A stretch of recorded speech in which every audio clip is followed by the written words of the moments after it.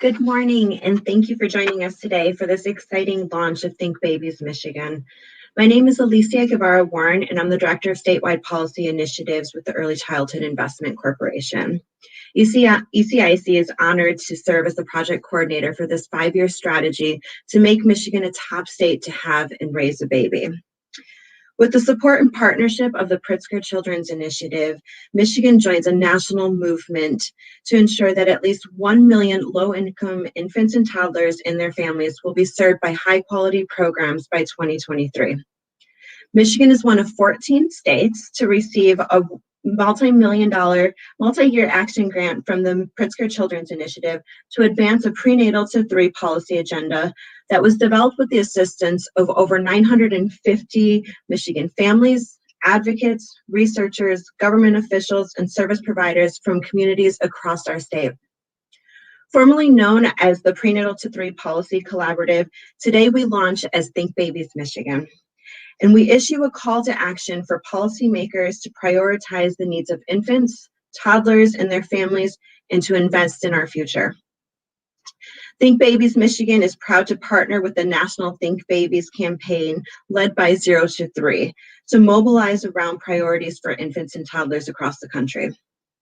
While each of us and every state partner has their own independent policy priorities, we share the goal to ensure that all babies have good health, strong families, and positive early learning experiences. At stake here in Michigan are over 155,000 infants and toddlers and families with low incomes who are in need of a stronger, better coordinated early childhood system to ensure that every child reaches their potential regardless of their race, their income, or their zip code. Babies are our nation's infrastructure. When we invest in babies and their families, we invest in our future workers, innovators, leaders, and our success as a nation.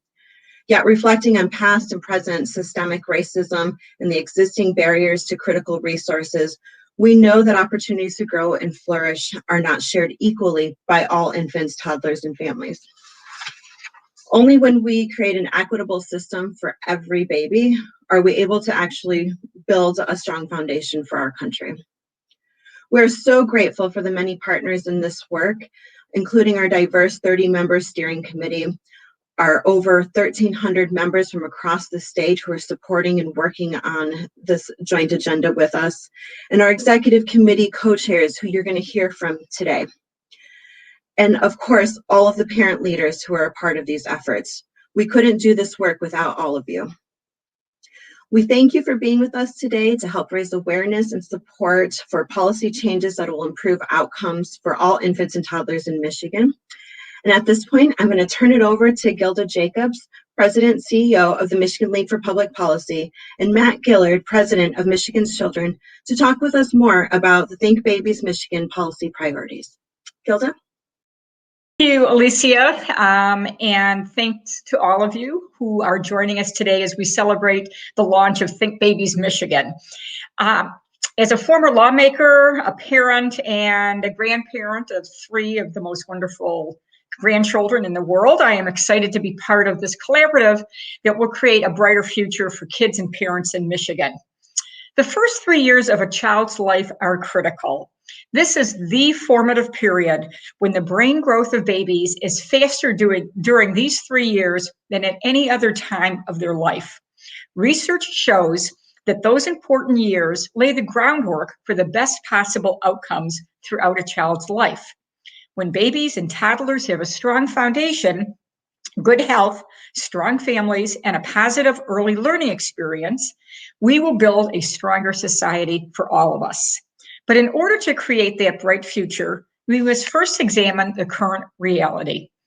The Michigan League for Public Policy's Kids Count project uses database profiles to help inform decision makers.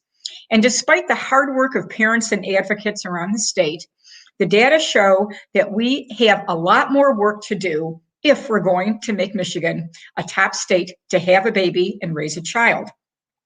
While Michigan shows improvement in maternal and child health, including healthcare coverage, prenatal care, birth outcomes, and receiving preventative care, tens of thousands of families with infants and toddlers are not able to access the high-quality programs, services, and opportunities that they need to raise healthy and thriving kids. The Kids Count report released last spring showed that 32% of moms in Michigan still lacked adequate prenatal care. 42% of children lived in families that were struggling to make ends meet. 44% of Michiganders lived in child care deserts. These are areas where there are more children than licensed child care spots. None of these figures is acceptable. And think about this. These figures are from before the pandemic, before COVID-19 upended the lives of so many of our Michigan residents. The outcomes are even more dire when broken down by race or geography. A child's well-being should not be determined by their race, place, or income, but data shows that this really is the reality. By nearly every measure, children living in poverty and Black and brown families face the biggest obstacles: low birth weight, unstable housing, and limited access to quality early learning experiences. The life-altering impact of these disparities begins even before they are born. Every parent wants to give their child a strong start in life, but the experience of the pandemic has laid bare what families already knew. Our systems for supporting the health and well-being of young children and their families are frayed, and patchwork solutions will not mend them. That's why Think Babies Michigan is advocating for sound policies that invest in the potential of every child. So we're ready to get to work today. And in order for you to know more about what that work will look like, I'm turning things over to my colleague, Matt Gillard of Michigan's Children. Matt? Thank you, Gilda. I am Matt Gillard, the President and CEO of Michigan's Children, and as Gilda laid out, we have a lot of important work to do with this effort, this initiative. And so to do that work, I mean, we're fortunate that this isn't rocket science, is what I like to say. We know a lot of what needs to be done to change those outcomes and change those statistics that Gilda laid out for us. And so we've developed a policy agenda, and it's centered around changing those numbers and those unacceptable numbers that Gilda just laid out. And we have 5 key policy priorities really at the heart of that policy agenda. Number 1 is to ensure that race, income, or zip code does not determine a child's destiny in Michigan. We know from the statistics that Gilda just cited and data that we see every year that unfortunately that is the reality right now, and we have a lot of work to do in that area. Number 2 is to develop a statewide cross-sector infant toddler workforce strategy. A lot of the challenges we see when we talk about the programs that support infants and toddlers is the workforce that operates those programs is not supported. And if we want high quality programming for these families in our state, we need to support the workforce that's doing this work much better than we have. Number 3 is to expand enrollment in and access to high quality childcare, early intervention, home visiting, and preventative care services. We know that high quality childcare is a critically important piece of raising healthy and social emotionally on track and high functioning infants and toddlers in our state. Early intervention for young children who have been identified as having delays or disabilities is critically important and works. We know that home visiting and preventative care services work as well, especially evidence-based programs that truly support families. Number 4 is strengthening how families learn about and have access to these programs and services. We know this is a challenge in a lot of communities in our state, and something that we think there's a lot of opportunity for us to achieve success with is strengthening how families learn about and are able to access these programs. And number 5 is actively support efforts led by partners and allies that positively impact infants and toddlers and their families. These are the 5 key policy priorities that are going to lead this effort. This policy agenda was developed with the support or the input of over 950 Michigan families, advocates, researchers, and others, government officials, service providers, and we came together over 9 months to put together this prenatal to 3 policy agenda with support from the Pritzker Initiative. So we're very fortunate in Michigan to have the support from the Pritzker community or the Pritzker Foundation to have this opportunity to be able to build this collaborative effort that we're starting to see come to fruition, and we're rebranding here today as Think Babies Michigan. We've got a lot of work to do, as Gilda laid out, but we're really starting to see tremendous interest from partners around the state, and that's what it's going to take. It's going to take active engagement from people across the state of Michigan who care about babies, care about infants and toddlers, and really truly want to join us in making Michigan the best state to have and raise a family. Thank you, Matt and Gilda.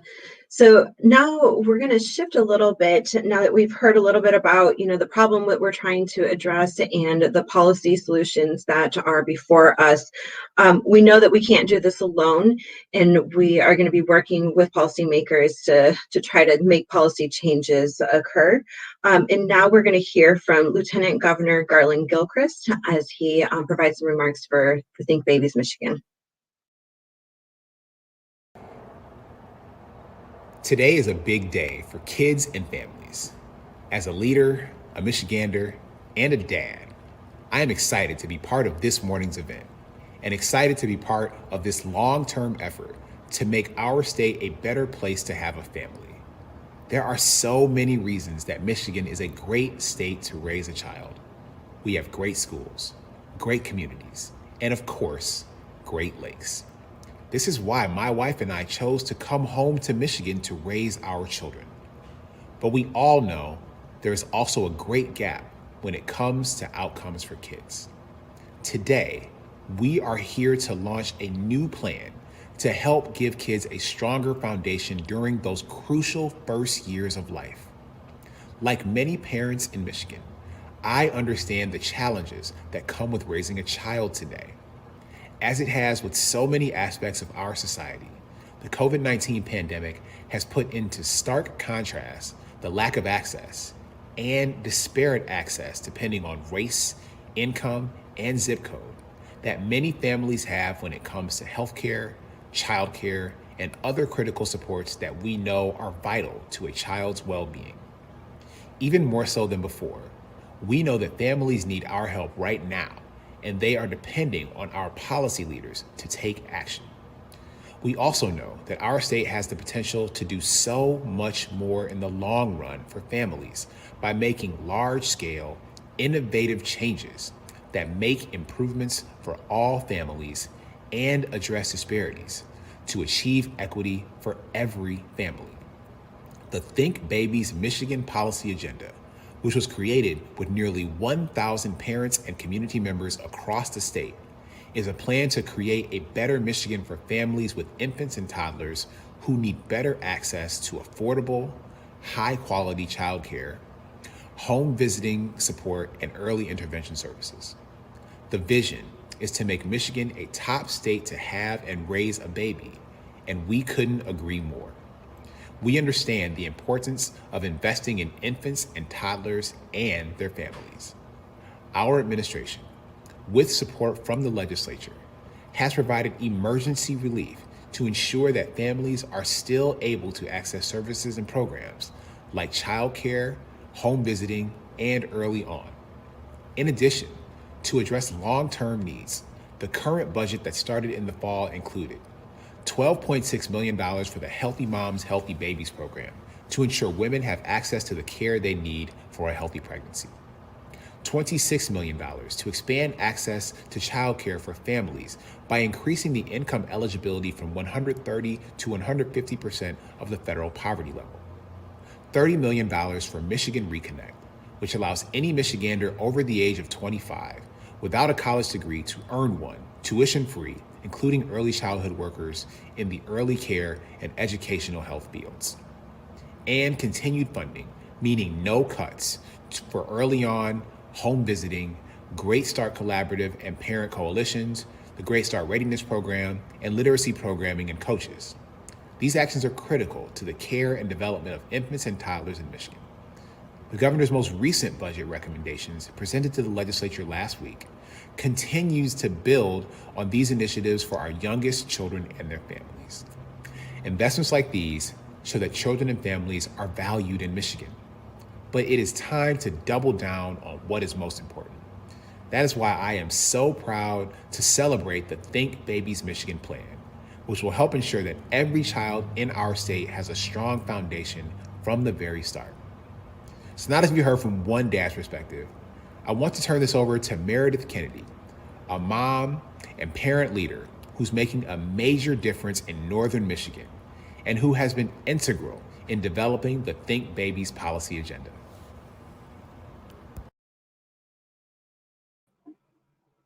Miigwech. Wagamati Gilchrist, thank you for that introduction. So ani boju, waganak singo dawak, Anishinaabe kwe, Bapai Oganish Nanaman Dishnakash, Mgizi and Dodam. My name is Meredith Kennedy. I am a Waganak Singo Dawa. I am a parent who is on the executive committee for the Think Babies. And I bring pretty much every background that there is to this. I like to tell people I have 6 children with my husband. I'm Anishinaabe, he's Jamaican, and we live in, don't we all love that we can do this? The tip of the mitt. So I bring a rural perspective to the Think Babies. There are many challenges living in rural Michigan. I like to tell people that one thing that happens is we have the Bermuda Triangle above Bay City, and then things kind of get lost, and rural Michigan really gets disenfranchised from the systems. One of the big things I do is I actually talk to parents. I have the privilege and the honor of supporting my community by talking to parents and bringing those back to some of the other stakeholders and really creating a systems change that is built on the information back from parents. We have a lot of disparities in rural Michigan, in northern and the UP rural Michigan, some of those being, I talk to a lot of parents who feel like they are have inadequate health care. I have a lot of women who tell me that they have had C-sections and they feel that they are, because someone needs to go on vacation or go golfing, so it's not even natural how they have birth. They feel that it's on someone else's timeline. So I bring that forward. Barriers to services. I think one thing that sometimes people forget in rural Michigan, we have very limited internet access. Today, I'm actually in my neighbor's home, who is also my sister, because she happens to have the bandwidth I need to be able to present today. And that causes a challenge if all of our programs go online and we don't have the infrastructure here in rural Michigan to access programs. A lot of things I talk to about parents and listen to them about are the fact that they do not have the technology resources. A lot of times in northern Michigan, because we also are struggling with an opioid crisis here, is I have a lot of intergenerational families. I have a lot of grandparents, great aunts and uncles actually raising children, and there's a technology divide to get some of those services. So I always like to bring that forward to the other P3 committee, or I'm sorry, the Think Babies committee members, like, hey, we have some unique challenges up here, and that is even including the infrastructure to receive services.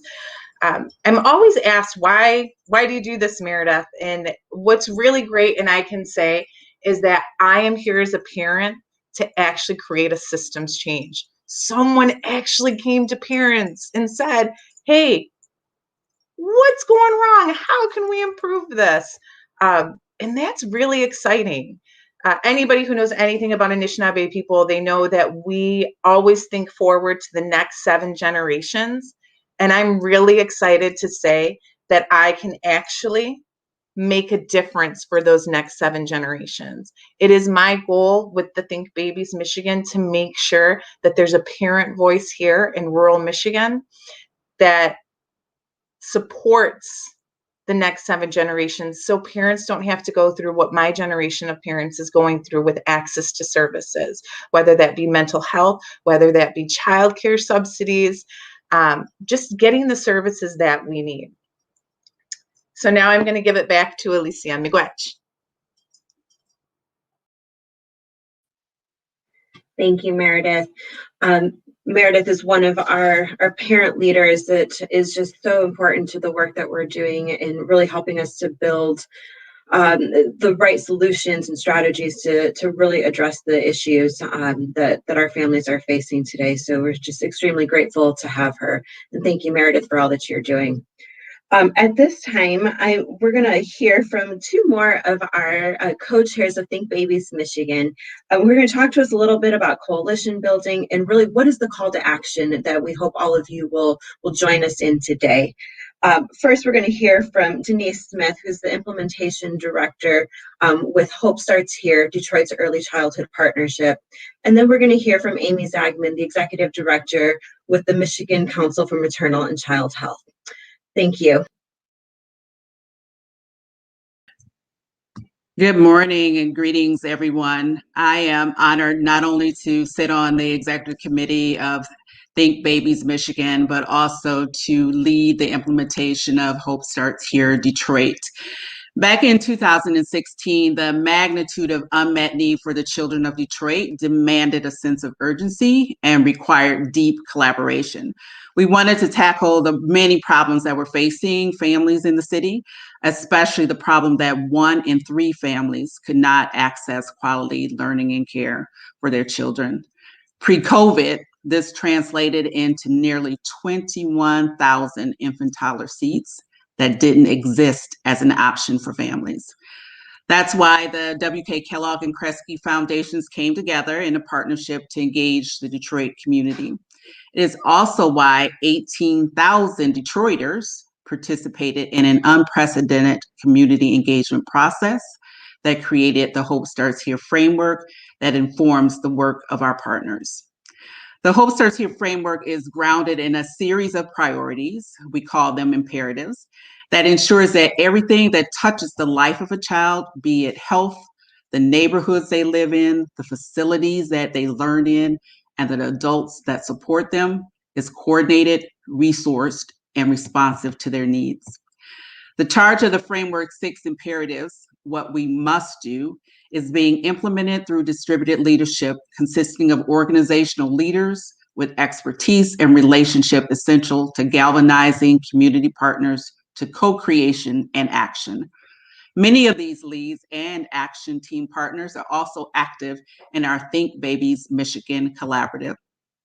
Hope Starts Here has developed a set of policy priorities, ways for us to work together in partnership with our state's leaders to put our children first. Think Babies Michigan is a sound example.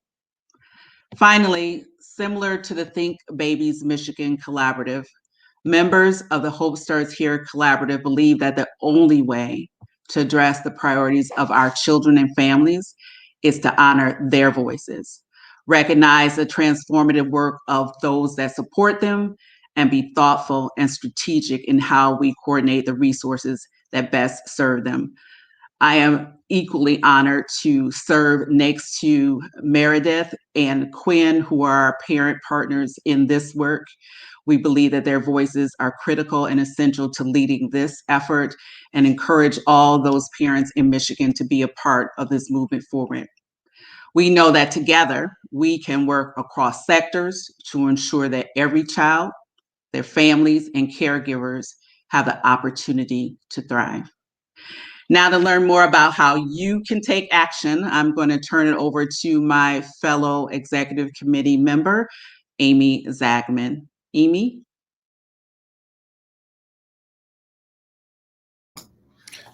Good morning, everyone. I am Amy Zagman. I'm the Executive Director of the Michigan Council for Maternal and Child Health. And like so many of my partners here on the Executive Committee this morning, I'm excited to be here, excited for us to move into this next phase of Think Babies Michigan. The Council for Maternal and Child Health, where I'm situated, we have a long-standing history of working very specifically on areas of health around healthy pregnancy, birth outcomes, and health of children. But that's only one part of what parents need, one part of what we all need to raise healthy infants and toddlers. So we're so excited today to bring forward all of the work that we've been doing very intentionally across the state to deal with our abysmal maternal mortality and morbidity rates, our mortality and morbidity issues. that community of folks who are working so hard to address those issues, this gives us an opportunity to marry up with our colleagues who are working very intentionally on other things that families need around childcare, around supports for early learning. And so this is really an opportunity for all of us to be engaged in what can be a transformational point for our infants and toddlers. There's lots of conversations going on right now about building back better. After we look at the all of the toll that the pandemic has taken on us, the economic toll, the social emotional toll, and the educational losses that have happened, there's an opportunity here for us to really think about how we can build back better.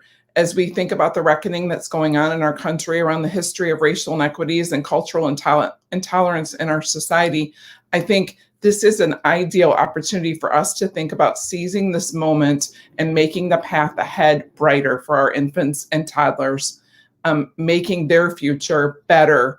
And so I really hope that you'll join us.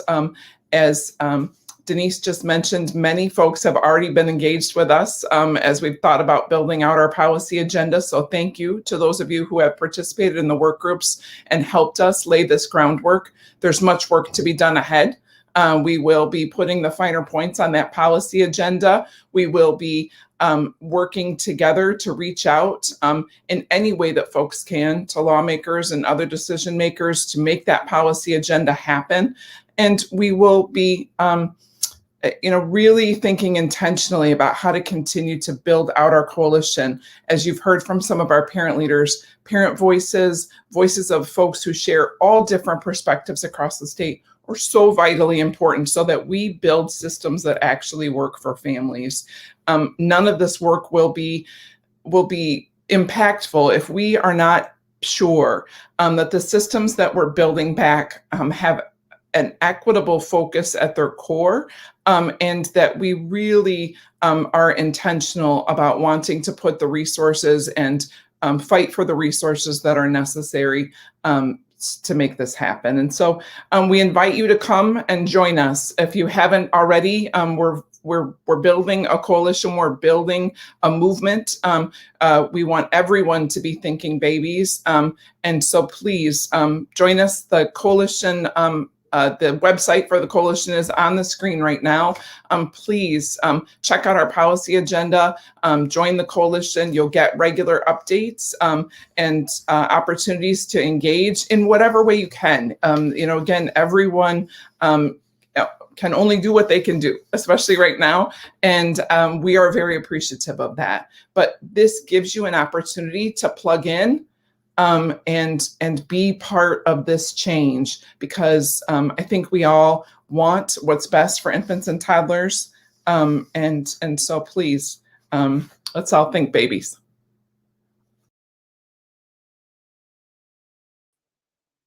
Thank you so much, Denise and Amy. This is an extremely exciting time for families and babies here in Michigan as we try to work in partnership and collaborate with as many folks as possible. So as Amy said, we would really love to have folks joining the collaborative, and there are lots of opportunities to be a part of this work, and we hope that you will join us in really making sure that everyone is thinking babies here in Michigan.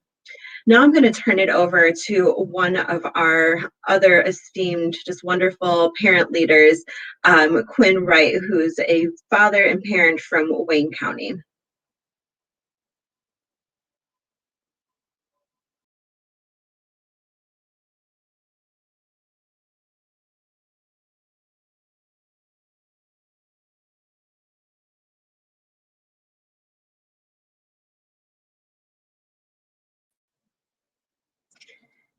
Quinn, you're actually muted.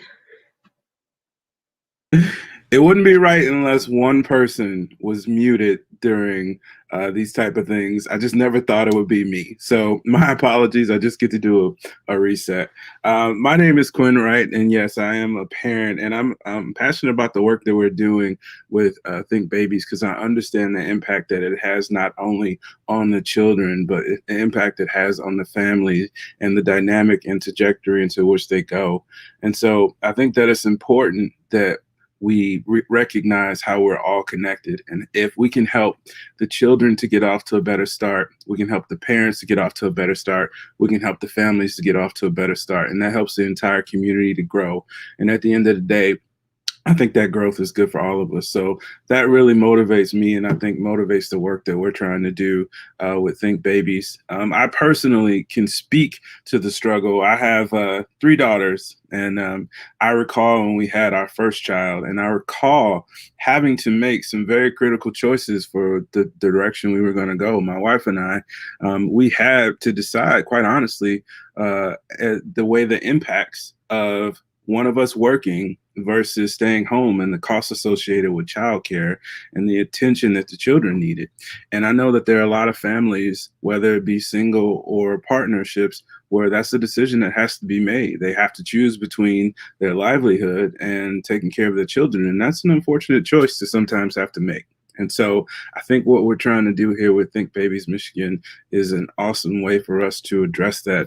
And I know that when it comes to finding childcare, it is often a struggle, both from an emotional perspective for parents too, because you have to turn your child over to someone else, and you need to feel confident with that decision. You need to feel comfortable with where they're going. And so it doesn't add to this emotional toll on a parent who not only has to bear the burden financially, but also emotionally. And so that work, and that is something that I personally have dealt with, and something that I want to make sure that we help other peoples to not have to deal with. And my role in this organization, one of the things I like to bring particularly is to talk about the importance of the father's role and what we bring to the table. And as fathers, our job is to be a partner in parenting, regardless of if you guys are together as a couple, but to just be an example for your children, to be a resource, be able to talk to them, be able to teach them from your perspective. And I definitely wanted to make sure that that father's voice is heard, because we bring that encouragement, we bring that partnership to the parenting relationship. And so there's a lot of things that we can kind of help carry forward and making sure our kids have a good foundation, because at the end of the day, it's all about the children and making sure that they have what they need. And so fathers play an important role in that, and we want to make sure that we don't minimize that role. So one of the other things I also bring to the table is I'm also good for a dad joke, and I'm a dad, so that's what dads do, right? But I try not to belabor him too much. But my wife asked me today if I had seen the dog bowl, and I said no, I didn't know he could. So I typically bring that type of humor to the show, but with that, I think I'll turn this back over to Alicia, I believe. Thank you, Quinn. We always love to hear Quinn's dad jokes. It's definitely something that we all wait for, and he gets asked to do all the time. So greatly appreciate it. So you've heard from 2 of our parent leaders in this work this morning, but we have so many more leaders who are parents who are engaged in this work, helping to lead work groups, helping to be a part of our steering committee, in addition to the executive committee. We really try to engage parents in every part of what we are doing, not only bringing them to the table, but making sure that they're included in our decision making as well, and that we hear their voices. We have 5, guiding principles as a part of Think Babies Michigan, and being parent-led and parent-driven is one of them. The second one is that we are focused on equity. You heard several of us co-chairs today talk about the importance of making sure that we're addressing race, income, and zip code, and ensuring that every child, regardless, is able to meet their full potential. The other major guiding principle for us is partnership. So we are, really focused in on how can we partner with others who are out there, other initiatives that are taking place, so that we're not duplicating the work, and that instead we're working together to break down silos and really working collaboratively together across multiple issue areas and various systems, because we know that families experience these things differently, and we want to make sure that everything is connected and coordinated. We're also very systems focused in the work that we're doing. We are looking at very high level systems policy change, and working with policymakers and working with advocates and researchers and folks to really make sure that we are looking at our entire system, and that we are making those big policy changes that are going to make a difference for our families. The last guiding principle is quality. We want to ensure that the types of programs that are available to families are high quality, that they're able to access those high quality programs. And so we are really working on, the types of policies that'll get us there. So I'm very grateful for all of you joining us today. We're going to shift, as you can see, to taking some questions this morning. And while we're waiting for some of those questions to come in, one that did come up in the comment here is, how is this different than the outcomes of the Office of Great Start and local collaboratives? So Think Babies Michigan, thank you for the question, Rachel. Think Babies Michigan is working really closely with our state partners. So we're working with the Office of Great Start. Many of the local Great Start collaborators are engaged in this work to make sure that we are coordinating, that we're partnering, and again, really not overlapping or duplicating. There are so many folks in this work who have shared goals about how we can make Michigan a top state to raise a family. And so we are working closely with folks to make sure that we're all aligned and coordinated.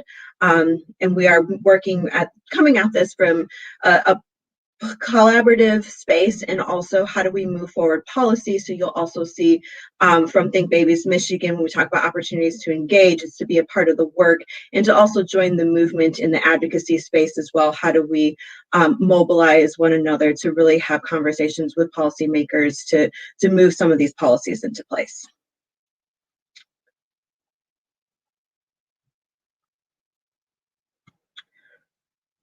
So it looks like we have a question for Quinn from Sharon. Mr. Wright, how can programs reach more fathers to be involved in their child's education? Yeah, that's a great question. Obviously, I think we just have to make sure to be intentional to understand the dynamics of the different things that not only dads but moms have to deal with in terms of time management.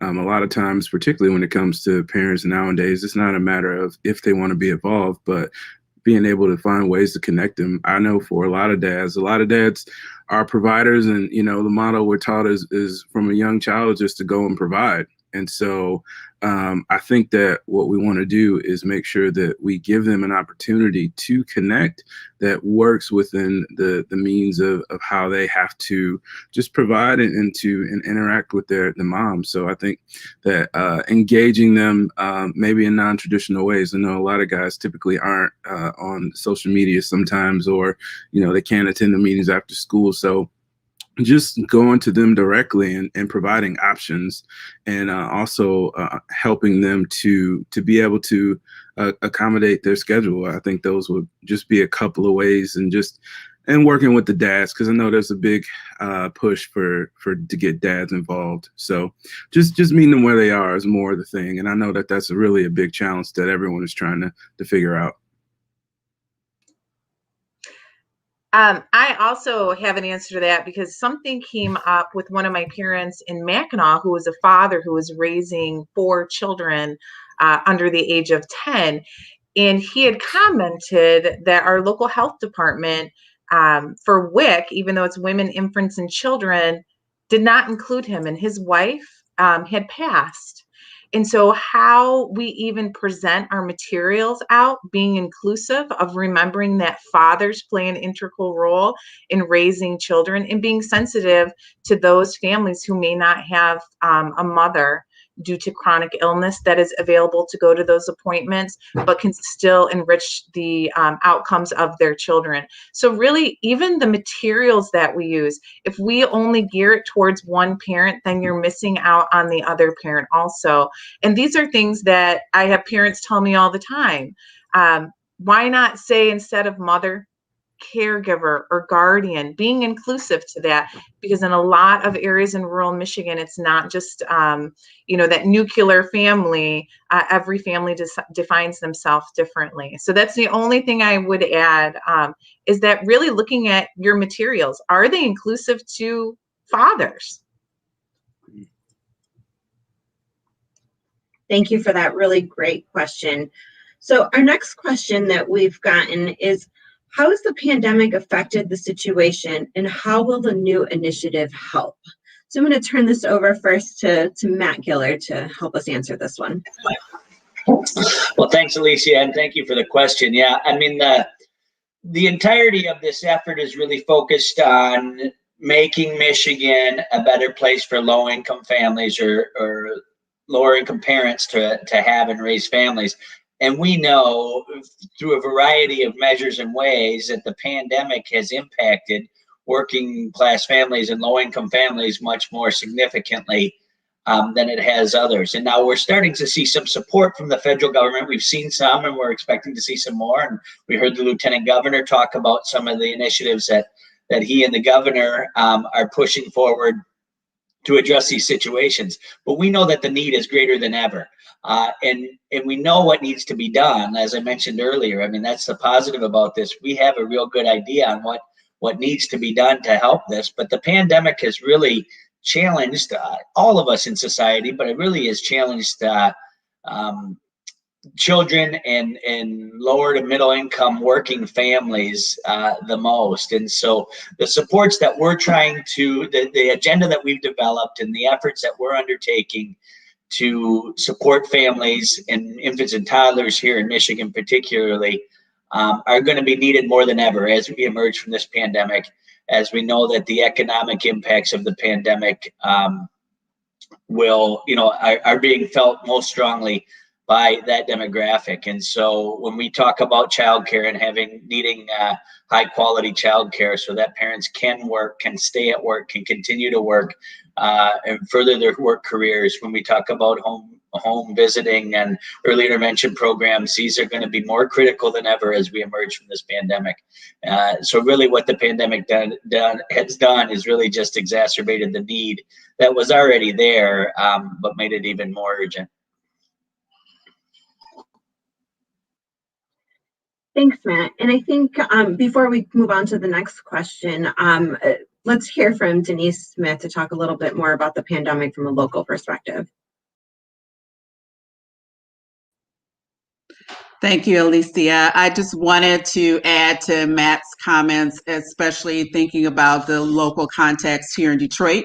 I shared with you earlier that we had a gap pre-COVID of 21,000 infant toddler seats that didn't exist. At the height of COVID, that doubled. And what we saw in addition to that is those essential workers who wanted to return to work, who had infants and toddlers, weren't able to find the necessary slots for their children. A preferred option, in fact, for most families with young babies would be home-based programs. Michigan has seen a decline in this population of our early childhood segment for decades. And COVID just exacerbated all of that, as Matt stated. This hyper focus on infant toddlers allows for us to really take a look at and be attentive to the needs of this critical stage of a child's development. We know that those first 1,000 days are super, super important to their healthy development going forward. We also know from years of research that almost 90% of the brain architecture is developed during that time. Their experiences, all the things that they have, lay a foundation for their later success. So as we think about this collective work, we know that this focus is not only important important for those babies and their future. It's important for their families to be able to take care of their children, their families. It's important for our communities, respectively. It's important for our state to be able to thrive. We allow for families to go to school, go to work. We allow for a strong foundation for the children of our communities, of our state.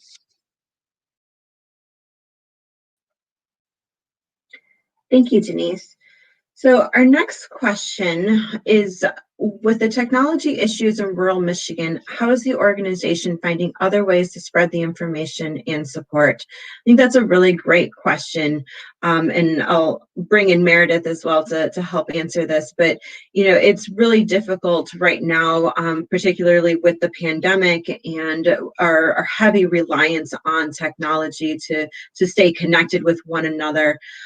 We, you know, to run our meetings and to keep parents engaged, we are using, you know, cell phones, we're using text messaging, we're using Zoom when possible, different platforms.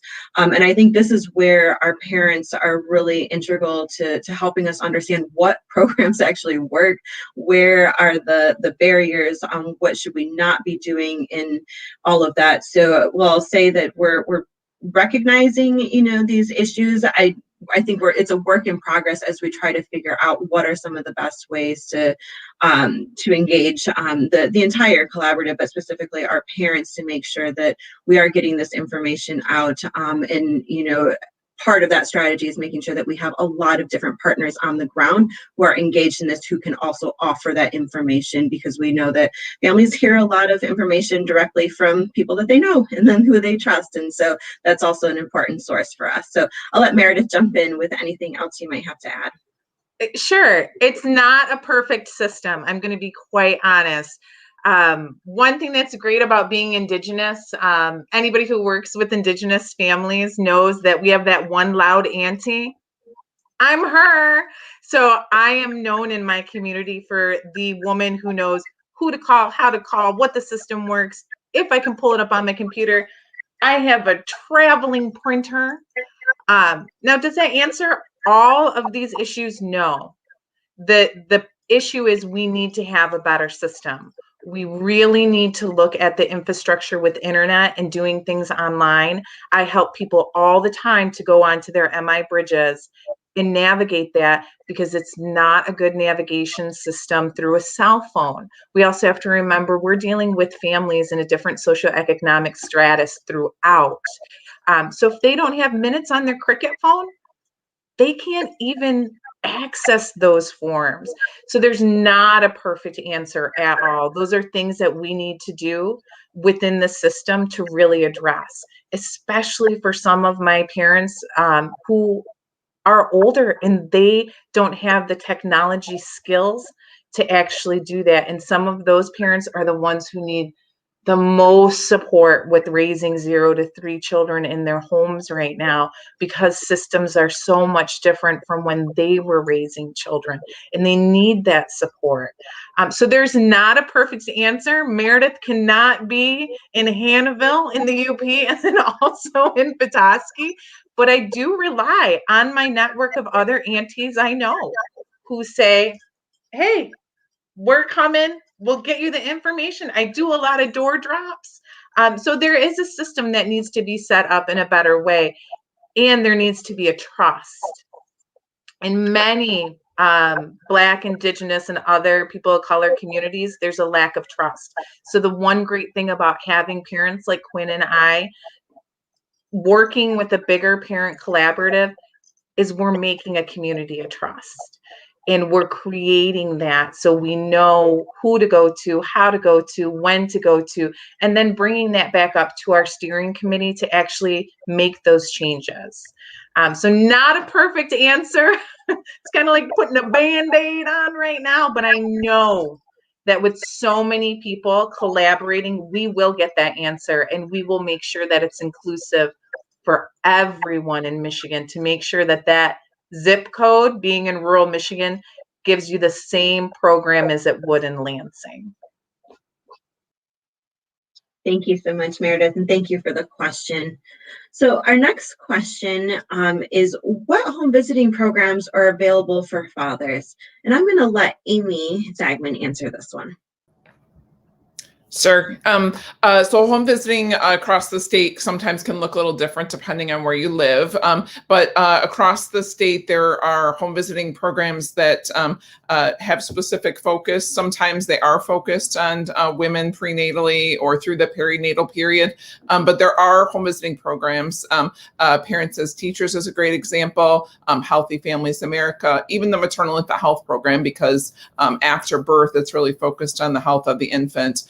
Where the family and who chooses to enroll in home visiting can look very different. I know home visiting programs serve families that are led by grandparents, families that are led by fathers, and certainly all home visiting programs are very interested in having fathers participate in the home visits, knowing that they're a crucial part of caring for infants and toddlers. As Quinn said, we have stay-at-home dads. We have, families that are, dad is the one raising the children alone. And certainly we want, and part of home visiting really is to talk about how to successfully parent together. So all home visiting programs are really very interested in having fathers participate in home visits.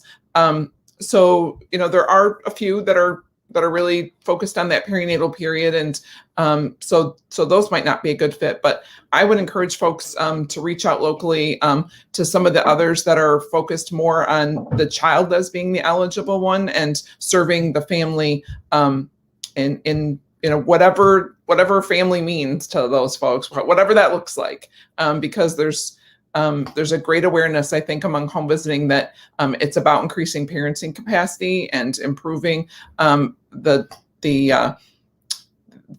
climate in that home, and we want they want to help whoever is there working with that child, whoever's there raising that child. So certainly, I think there are home visiting programs that are available. There's a home visiting finder on the state website, and I'm happy to look that up, and we'll drop it into the chat. So that would help you locally find home visiting programs in your area. So thanks so much for that, Amy. So we're keeping you up here because we got another question that we think you can probably help to answer. So breastfeeding is key to physical health, attachment, and emotional development, and it's key to reducing disparities in outcomes. How are you integrating breastfeeding in your policy priorities? So absolutely. Thanks for the question, Shannon. Breastfeeding is so important, both for all the reasons that you listed and outcomes for health outcomes, attachment outcomes, reducing disparities, as you mentioned. And certainly breastfeeding will be part of our agenda going forward, really, as we think about sort of incorporating some of the policy priorities around the perinatal period, understanding the importance of before a baby is born, and the preparation that happens for families prior to delivery, healthy birth outcomes, and then supporting families afterwards in things like breastfeeding and removing barriers, thinking about policies that allow families to engage, things like workplace issues and things that allow families to really fully engage and do all the things for their infants and toddlers that they know will help in the future. So absolutely, I think we'll be looking, especially across workforce policies and other things, to remove any barriers for families to be successful in breastfeeding and continuing to breastfeed for as long as they choose to. Thank you, Amy. And I think, just to add on to that too, like we have, there are other initiatives happening across the state that we are trying to connect to around breastfeeding as well, as we try to be supportive of other work that's happening in this space. I think that that's another way that we'll be potentially supporting breastfeeding in our policy priorities. So great question. So as we wait for other questions to come in, I'll just add a couple of things about the work that we're doing. It looks like we maybe got one in here. So can anyone be a part of Think Babies Michigan Absolutely. So we encourage everyone who wants to support infants and toddlers and their families and wants to engage in this work in some sort of way to please visit the website.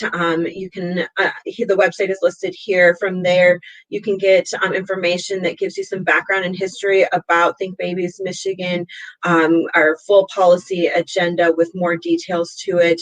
And there's also a big button that says join. And if you click there, you'll be able to be connected to Think Babies Michigan. As Amy mentioned earlier, we send out monthly updates with opportunities for how folks can engage, whether it's to join in a work group, whether it's to take action or have a conversation with a lawmaker. There are lots of opportunities in different ways that people can be a part of this movement. So thank you for that question. Some of the goals of our initiative that I think are pretty important to understand, that this is a multi-year movement here in Michigan, and as we work to implement some of these policy changes and these systems changes, we're really aiming at how do we increase access and enrollment to high quality services like childcare, home visiting, early intervention, and other preventive health care services. So we have some pretty ambitious goals to really try to reach here in the state, and we hope that, within the first 3 years of this initiative that we'll be able to increase enrollment by 25%, and by the end of this 5-year strategy, we'll actually see an increase of 50% with reaching an additional 83,000 children ages 0 to 3 in families with low incomes who have better access, who are able to enroll in these high quality programs. So we really appreciate as many partners as we can in this work to really move towards these goals. And so absolutely please join by going to that website today.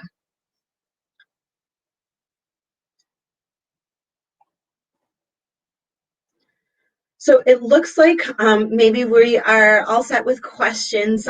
We are just tremendously grateful to all of you for joining us today, and are hopeful that you will be a part of this movement to ensure that our policymakers and others are thinking about babies here in Michigan and understanding the critical nature of investing in our babies and our youngest children to really ensure that we have a strong foundation here, not just for our state, but for our future and for our babies who really do deserve it.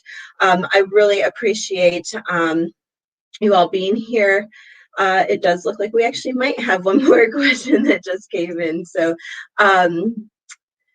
Kevin Hodge from 9 and 10 News, are you able to be more specific about how the $1.5 million will be allocated? So this is so the $1.5 million is over a 3-year period. So part of the funding is to be able to provide staffing support for the initiative. It is to be able to do our parent engagement work, to develop different resources and such to really mobilize our community. So there are a lot of activities that are embedded in this money, but understand that this is actually a multi-year action grant. So it goes across several years of activities to try to support Think Babies Michigan. I hope that was helpful. So thank you again. If we don't have any other questions, I'm just going to pause for a moment just to make sure that we don't have any other questions in there. Okay. Again, thank you all so very much for being with us today. This is very exciting as we launch Think Babies Michigan. We hope you will all visit the website and consider joining this movement and being with us. So again, thank you all so much. Take care.